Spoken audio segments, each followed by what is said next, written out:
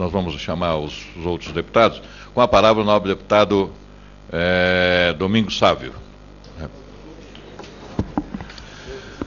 Senhor presidente, prezado colega deputado Devanir, senhora ministra Miriam Belchior, deputado Paulo Pimenta, senhor secretário da Receita e demais colegas parlamentares.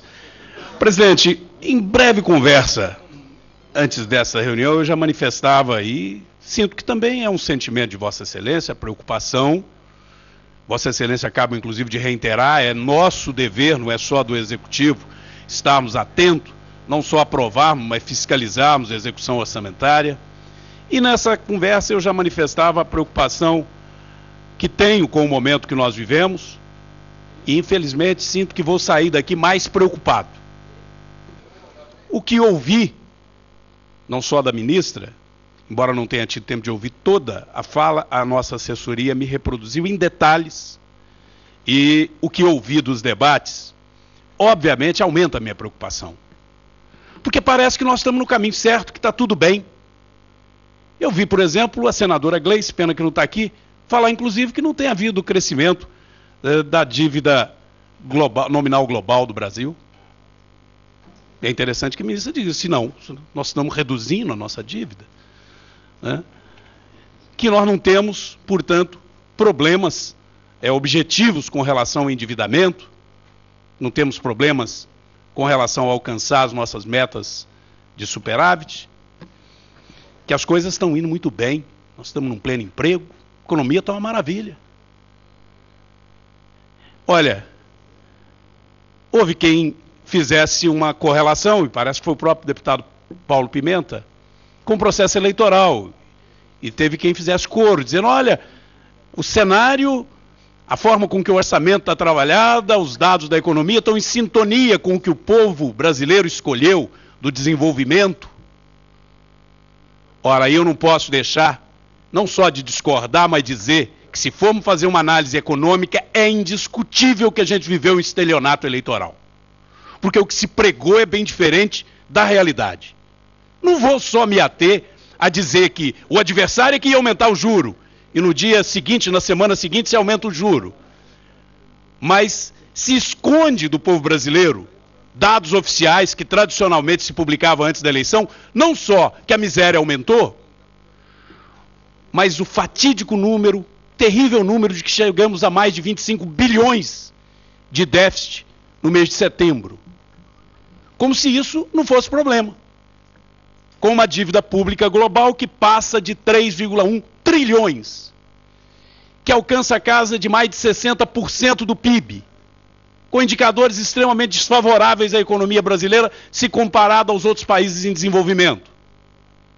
E aí vamos ao projeto de lei propriamente, que é tratado como algo absolutamente natural, em que o governo, após aprovar a LDO para esse ano, já incluindo algo que não era prática, já que se lembrou de Fernando Henrique, parece que a insistência, acredito que devem já estar planejando para daqui 4 anos começar a querer discutir o governo Fernando Henrique, ou dizer que as responsabilidades de tudo é do Fernando Henrique. A lei de responsabilidade fiscal, que ele propôs e aprovou e o PT não concordou, está sendo desrespeitada. E agora, para que não haja punição, a gente faz uma anistia antecipada. A gente vem e muda, no apagar das luzes, as metas da LDO deste ano. E eu ia dizendo que já só no governo do PT que me veio com essa história de que as desonerações têm que ser excluídas do superávit primário. Ora, e agora nós vamos incluir, portanto, alguns bilhões, algo talvez na casa de 249 bilhões de desoneração, que é algo estimado, para ser retirado do superávit. Uma verdadeira ficção. Uma receita que não existiu, portanto uma despesa que também não existiu. Aí eu crio. A receita haveria. Então houve de fato a despesa por desonerar. E diminuo das despesas primárias. Uma maquiagem escandalosa que alguém aqui veio dizer que é a oposição. E aí tem um recado para a turma que está acompanhando, cumprindo o dever numa democracia de informar. O dever de informar, que é a oposição, ou então, eu até anotei, a mídia conservadora.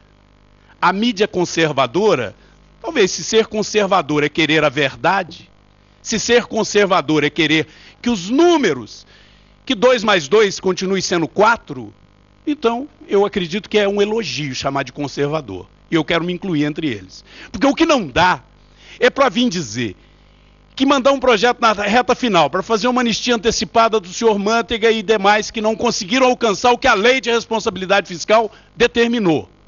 Que isso é importante para o país. Não. Isso é desmoralizar o país. Isso é desmoralizar a LDO, desmoralizar a peça orçamentária. Eu quero concluir, eu vou deixar uma pergunta breve, presidente, deixando uma questão que Vossa Excelência é testemunha disso, presidente. Não venham culpar a oposição por ausência de LDO ou por ausência de orçamento. Nós estamos presentes, eu tenho vindo a essas reuniões, eu tenho estado presente, temos tentado viabilizar quórum, temos sido tolerantes para permitir até a abertura de reunião, sem quórum sequer para a instalação da reunião, mas nada se faz. Ausência de planejamento, ausência de ação, absoluta inoperância, a sensação, por isso que eu digo que sai mais preocupado, é de que o Brasil está super bem, nós não precisamos de uma LDO para o ano que vem, nós não precisamos de um orçamento, não precisamos de um plano de metas arrojado para esse país sair da condição perigosa que está, porque está tudo bem. Não. Nós da oposição dizemos que não está tudo bem, dissemos antes. Aí quando dissemos antes, usaram para nos atacar, para dizer que a gente estava pregando um arroxo. Nós estamos pregando responsabilidade. E por último, eu só faço uma pergunta. Diante de tudo isso, eu não posso deixar de perguntar aquilo que prefeitos, cidadãos no Brasil inteiro gostariam de saber. A presidente disse, e existe aí, tem que separar, não era a presidente, embora fosse, porque estava disputando no cargo.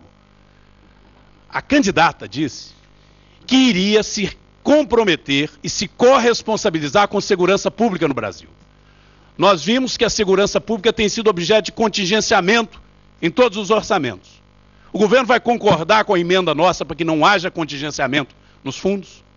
O governo concorda com isso, que a presidente acabou de dizer, pelo menos nos fundos, e aumentar os investimentos? E na saúde, que sonha-se com 10%, já que o governo arrecada quase 70% de tudo no Brasil, e é hoje quem menos aplica em saúde, o governo se dispõe a ampliar os investimentos em saúde sem contingenciamento? São as duas perguntas, mas eu insisto, ministra, me preocupa muito dizer que está tudo bem e querermos incluir desoneração como se fosse algo que milagrosamente agora me tira a responsabilidade de fazer superávit primário. E de fato a senhora não respondeu a uma crise, ou melhor, respondeu. A senhora disse que não é possível estabelecer o que teremos de superávit primário este ano, porque ele perguntou foi para este ano, e olha que nós já estamos em novembro, a senhora disse que é imprevisibilidade de receita. Na minha opinião, é falta de responsabilidade fiscal de quem gasta mais do que arrecada. Setembro provou isso. Quem gasta mais do que arrecada não consegue nunca saber ou responder para o Brasil e para o mundo